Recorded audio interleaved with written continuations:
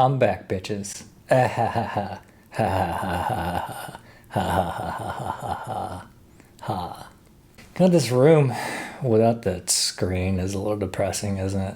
You know, it's funny. My studio that I teach out of has all kind of like art on the walls and like nice curtains and stuff, and then my house is just a white box with a bunch of shit in it.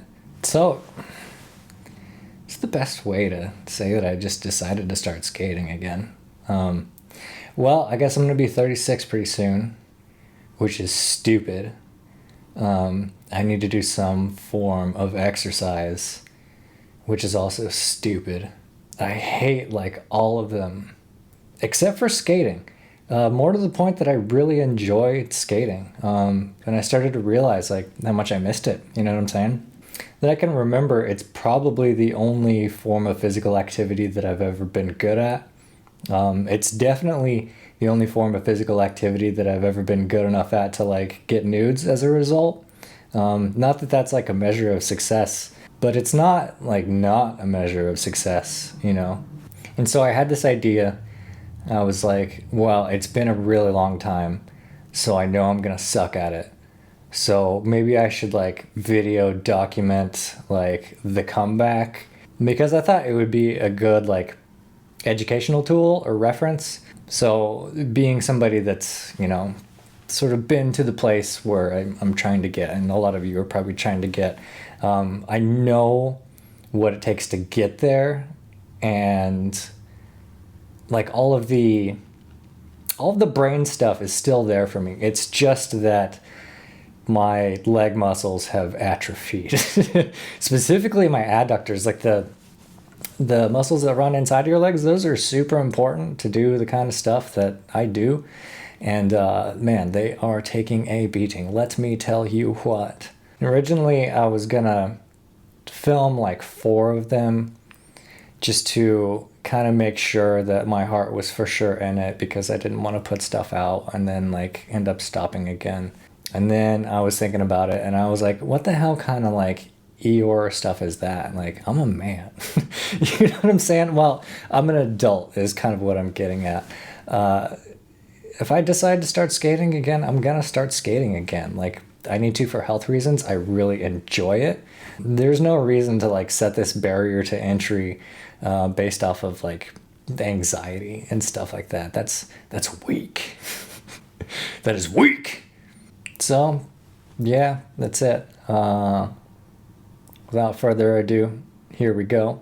So, truth be told, this isn't the first time that I've been skating in a while. These are the skates that I skated at first, and it kind of started because I was trying to convince Joey McGarry to get some, which makes sense, I promise. So he has been really into the Rochess 1992, and he was like, man, if this just had like a little bit more of a sole plate and like some other stuff, it would be perfect. And like the Midtowns, if you've ever seen them, or the Uptowns, like they're a UFS boot. They're pretty old school, you know, they have barely a sole plate. They have enough sole plate to anger your average grinder blader, which is what he was after.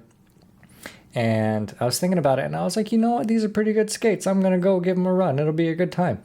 And man, okay, so here's the thing. UFS skates, just the frames sit in a different place. So they sit centered on your foot.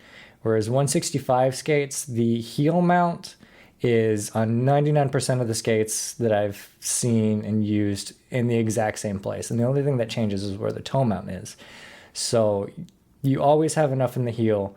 And really is what's changing is the height of the frame and then how much you have at the toe. And I ended up having a pretty bad time. I'm not going to lie.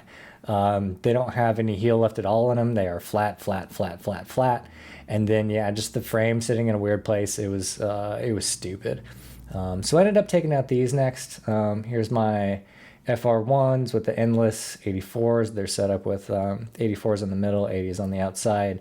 Still got those Flying Eagle liners. Man, I really want to get some FR intuition so I can like drop a shell size, but I'm not going to drop money on that just yet. By the way, disgusting carpet is disgusting because I always like change bearings and rotate my wheels and stuff like on the floor.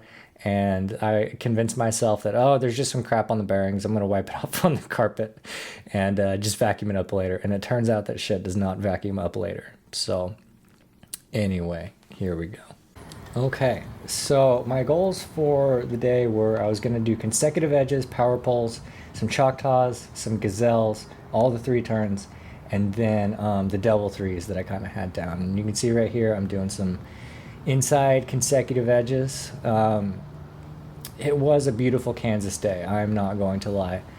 But it was a little foggy when I got there this morning, so the skating court, the rollerblading apparatus, was a little wet, and I was kind of slipping out a little bit. Honestly, well, this is me like making excuses, right? Because like the real factor is I am hell of out of practice, and that's the main thing. But I will say that the Seba Street Invader wheels, like they're 84A, but it's not like a good 84A. They're really like powdery is the best way I can describe it. These are outside consecutive edges, by the way. So they just don't grip as well as like an 84A should. There I'm going into some power pulls. By the way, consecutive edges, power pulls, if you want to get good at moves, you need to do these like a lot. You should be able to go like a pretty far distance and do these. You should be able to do them like on a way bigger arc than I'm doing them. God, my left foot ones are so terrible. Next time I go skate, I'm just gonna do these for like 100 miles, maybe 5,000 miles, and then 500 more. Anyway, yeah, they're just super important. I have never met anybody that was any good at doing footwork that had bad consecutive edges and like had bad power pulls or couldn't do power pulls.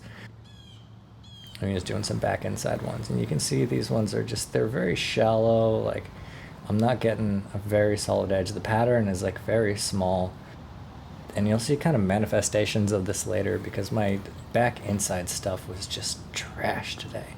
And we got some back outsides. These ones aren't so bad. I'm kind of cutting them short at the end there, not really trusting the edge as much as I should. Which again, like, you know, just coming back to stuff. Like that's the way it be sometimes, fam. And then, yeah, backwards power pulls. Again, leaving a lot to be desired, especially on the left foot with these. Kind of noticing a pattern that left foot stuff and backwards inside stuff, it just it needs help, but it'll get it, you know, so it's okay. Oh god, what am I doing? Yeah, okay, there we go, that's better.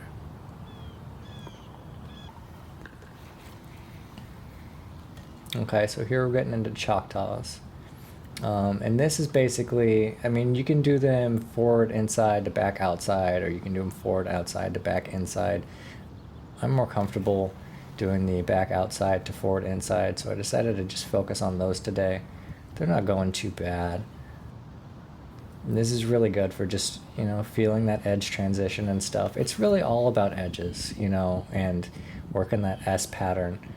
Generating power doing these things is huge. If you're doing them and you're not like maintaining speed, if not accelerating, like that is a problem. You can also see that this very long stick with a lone leaf has moved since the last time. It's a little bit windy.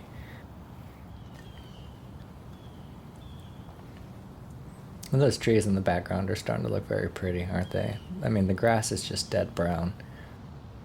Which, to be honest, don't get me started on a rant about grass. Like, that shit is great if you're living in, like, Wales and, you know, you have a bunch of sheep that you have to feed on a regular basis. But why do we have it here? Like, it's so dumb. Especially in Kansas, dude. We got prairie grass. Prairie grass is super tight. It grows to, like, a certain height, and then it stops, and it grows super far down into the earth. So, you know, everybody that complains that their basement leaks and stuff, if they would just have prairie grass, they would have a much easier time with it. But here we are, because our parents are stupid. That's really it. That's why we have grass, is because our parents, and yeah, our grandparents to a degree are stupid. I love them though. Okay, so here are a bunch of badly filmed 3-turns. I decided, so if you go back, you can watch the 3-turn lion tutorial that Brock and I did.